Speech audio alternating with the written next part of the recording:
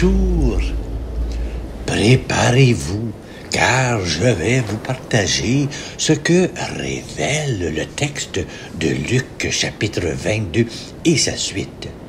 Une plongée qui nous fera passer de la nuit de Gethsémani aux lumières vacillantes de notre époque. À la fin, vous ne verrez plus jamais la Pâque de la même manière. Et oui, l'heure où tout bascule dans le texte de Luc, c'est une nuit qui était lourde ce jeudi-là. Pas une nuit de poésie, mais cette nuit étouffante où l'angoisse vous prend à la gorge, où chaque minute pèse son poids de plomb. Jésus savait, il savait tout depuis le commencement, et pourtant, il a pris place à cette table comme on entre en agonie, avec cette étrange sérénité des condamnés qui choisissent leur dernier repas. J'ai désiré d'un grand désir manger cette Pâque avec vous, disait Jésus. Avez-vous déjà ressenti cela? Ce moment où l'on sait qu'une page va se tourner, où chaque geste devient très important. La dernière fois où vous avez serré la main de votre père avant qu'il ne s'éteigne, le dernier café partagé avec un ami qui allait disparaître, le dernier « je t'aime » prononcé avec ou avant que le monde ne s'écroule. Ce soir-là, chaque bouchée était une communion, chaque gorgée était un testament. Ceci est mon corps livré pour vous. Pas une métaphore, pas un symbole. Sa chair offerte, son sang versé. Et nous, 2000 ans plus tard, nous peinons encore à croire qu'un amour puisse aller jusque-là. Pourtant, regardez autour de vous. Ce père qui se lève à 5 heures du matin pour nourrir sa famille. Cette infirmière qui lave les pieds d'un mourant. Cette enseignante qui croit obstinément en l'enfant que tous ont rejeté. Ne sont-ils pas, eux aussi, en train de livrer leur corps? Le mystère eucharistique n'est pas enfermé dans nos tabernacles.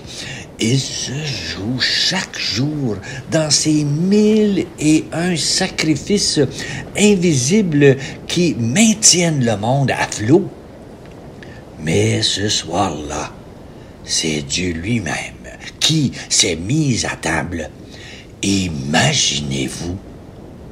Et il a choisi comme convives des hommes ordinaires, avec leur petitesse et leur lâcheté.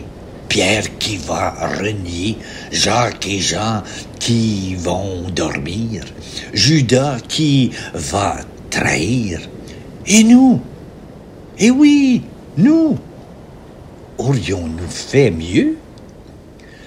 La suite est un enchaînement implacable, comme ces drames modernes où tout bascule en une nuit. L'angoisse de Gethsémani, cette sueur de sang que connaissent bien les cancérologues, l'arrestation brutale, comme lorsque la police débarque à l'aube. Regardez les histoires des immigrants aux États-Unis, les faux témoignages, ces procès médiatiques où la vérité est la première victime. Pilate qui tergiverse, ces politiciens qui calculent leur cote de popularité avant de prendre une décision juste. La foule qui se retourne, ces mêmes foules qui acclament un jour en conspuant le lendemain. Rien n'a changé. Le cœur humain reste un territoire indompté où la lumière et les ténèbres se livrent une guerre sans merci. Pourtant, au milieu de cette tragédie, il y a ces fulgurances de grâce qui transpercent les siècles. Simon de Cyrène, cet homme ordinaire qui porte la croix sans le vouloir, comme ces anonymes qui se retrouvent à soigner un parent Alzheimer sans y avoir été préparés. Les femmes de Jérusalem qui pleurent, ces mères de toutes les époques qui essuient les larmes du monde. Le bon larron, cette ultime chance offerte au dernier moment, ce coup de grâce de la miséricorde de Dieu. Aujourd'hui, tu seras avec moi dans le paradis. Pas demain, pas après un long purgatoire. Aujourd'hui. Quelle espérance pour tous ceux qui, comme lui, ont gaspillé leur vie et qui, au crépuscule de leur existence, osent encore tendre la main vers la lumière. Incroyable, hein? N'est-ce pas? Qu'est-ce qu'on va dire au crépuscule de notre mort? Et puis, il y a ce cri qui déchire le voile du temple. Père, entre tes mains, je remets mon esprit. Pas un cri de défaite, un acte de foi ultime, celui du malade en phase terminale, qui accepte enfin de lâcher prise, celui de la mère qui perd son enfant et choisit de croire malgré tout, celui du croyant qui, au fond de l'abîme, continue de s'abandonner. Ce cri résonne encore dans nos hôpitaux, nos prisons, nos chambres d'ados en détresse. Dieu n'est pas absent de nos agonies.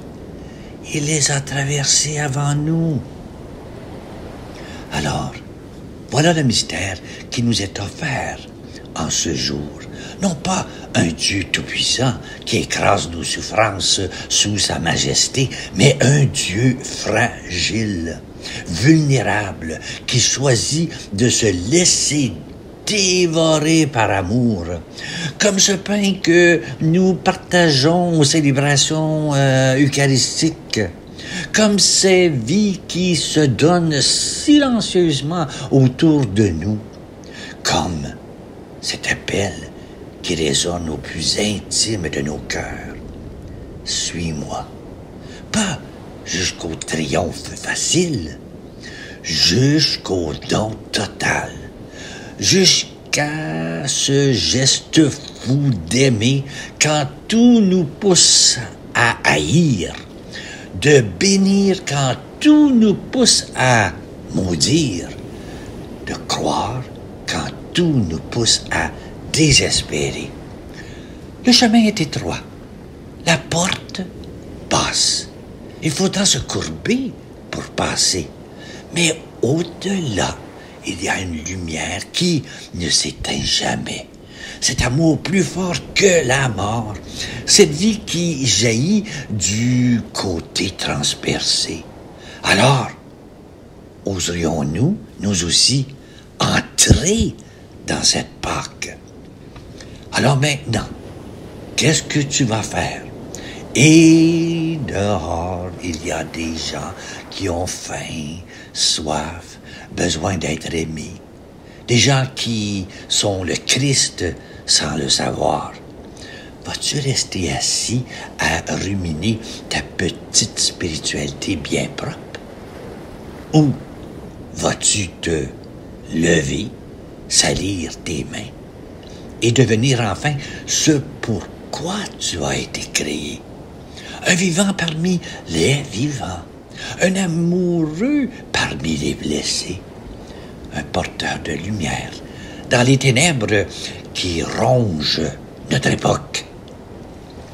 Aujourd'hui, quand les bombes israéliennes déchirent le ciel de Gaza et que les missiles russes écrasent les maternités ukrainiennes, quand les dirigeants sourient à la télévision en justifiant l'injustifiable, le Christ crucifié hurle encore dans notre silence complice, car chaque bombe qui tombe est un nouveau clou planté dans sa chair. Chaque justification politique, un crachat sur son visage ensanglanté. Ces médecins qui opèrent sans électricité dans les hôpitaux en ruine. Ces mères palestiniennes et ukrainiennes qui chantent des berceuses sous les bombardements.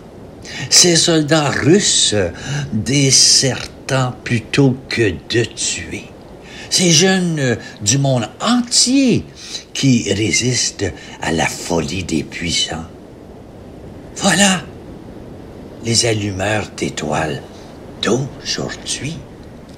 Et pendant ce temps, dans leurs bureaux climatisés, les faux rois de ce monde, ces administrateurs déconnectés de Washington qui jouent au grand capitaine en manipulant les tarifs mondiaux comme on joue aux échecs avec des vies humaines, préparent leur prochain coup sur l'échiquier sanglant de la géopolitique. Leurs mensonges aseptisés, leur guerre économique qui affame les peuples, leur arrogance de nouveaux pharaons construisant des pyramides de chiffres sur des océans de larmes. Tout cela sous le masque du progrès et de la démocratie. La résistance obstinée nous crie cette vérité qui dérange, qui a donné à quiconque le droit de transformer des écoles en cimetières à Gaza comme à Mariupol. Comment peut-on justifier l'injustifiable à Moscou comme à Washington, à Tel Aviv comme à Bruxelles? Pâques n'est pas une jolie fête printanière avec des cloches et des chocolats. C'est l'explosion nucléaire de l'amour qui fait trembler les fondements du monde corrompu. C'est Dieu lui-même faisant sauter les portes de tous les enfers créés par ces faux rois et leurs calculs macabres. Regardez bien dans les décombres de Gaza, comme dans les ruines de Bakhmut, la même humanité blessée se relève. À Brooklyn, comme à Moscou, des consciences se réveillent contre la folie de leur propre gouvernement. À Paris, comme à New York, des chrétiens sortent enfin de leur sommeil. Voilà les signes indéniables que la résurrection est déjà en marche contre tous les Césars modernes et leurs projets déhumanisants. Alors maintenant, le choix est clair. De quel côté vous rangez-vous? Celui des faux rois, avec leur couronne d'argent et leurs mains pleines de sang, ou celui du vrai roi crucifié, dont le trône est une croix et le sceptre un roseau? Car le royaume de Dieu n'est pas une prière molle, c'est un point levé contre tous les empires. C'est l'espérance enragée qui refuse tous les mensonges. C'est cette certitude absolue que les vrais rois de ce monde sont ces mères qui pleurent, ces médecins qui passent ces insoumises qui disent non, et que leur royaume éternel est déjà parmi nous, invincible dans sa faiblesse, plus fort que toutes les bombes, toutes les bourses, toutes les propagandes. Et voilà. Il y a beaucoup pour une réflexion dans ce que je vous ai partagé. Je vous partage une prière que j'ai composée pour toi. Seigneur, toi qu'on a cloué sur une croix de bois brute entre deux bandits, toi qui connais le goût amer de l'injustice et la douleur des abandonnés, fais de nous des porteurs de ta lumière dans les ténèbres de ce temps, non pas avec de grands discours et de belles prières, mais avec nos mains sales et nos cœurs fatigués qui continuent d'aimer malgré tout. Mon Dieu, je me tiens devant toi avec ces images qui me brûlent les paupières, les mains d'un père à Gaza creusant les décombres pour retrouver son enfant, les yeux vitreux d'un soldat russe de 19 ans mourant dans la neige ukrainienne, les sourires crispés, les diplomates qui signent des traités avec du sang séché sous leurs ongles. Je sais que tu vois tout cela, que ton cœur saigne à chaque explosion, à chaque mensonge qui prend le masque de la raison d'État, à chaque fois qu'on utilise ton nom pour justifier l'injustifiable. Je ne te demande pas pourquoi tu permets ça. Je connais ta réponse. Tu nous as créés libres. Et cette liberté est à la fois notre grandeur et notre malédiction. Mais aujourd'hui, je te demande simplement, reste avec nous dans cette obscurité. Sois présent dans le souffle rauque du médecin épuisé, dans la main tremblante de la vieille femme partageant son dernier morceau de pain, dans le regard de ces journalistes qui risquent tout pour que la vérité ne meure pas. Fais de nous des porteurs de ta lumière opiniâtre, pas avec de grandes déclarations, mais par ces petits gestes têtus qui défient la haine. Un verre d'eau offert à un étranger, une vérité dite quand tout ment, un refus de baisser les yeux quand l'injustice passe. Apprends-nous à haïr le mal, sans haïr ceux qui le font, à combattre le système sans écraser les personnes, à garder vivante cette flamme fragile de l'espérance qui fait qu'aujourd'hui encore, quelque part dans Gaza, Kiev, un être humain relève un autre être humain. Nous ne te demandons pas de miracle, Seigneur. Juste de nous donner le courage de continuer à croire que l'amour a le dernier mot, même quand tout semble prouver le contraire. Et surtout, ne nous laisse pas devenir indifférents. Amen. Bonne journée à toi.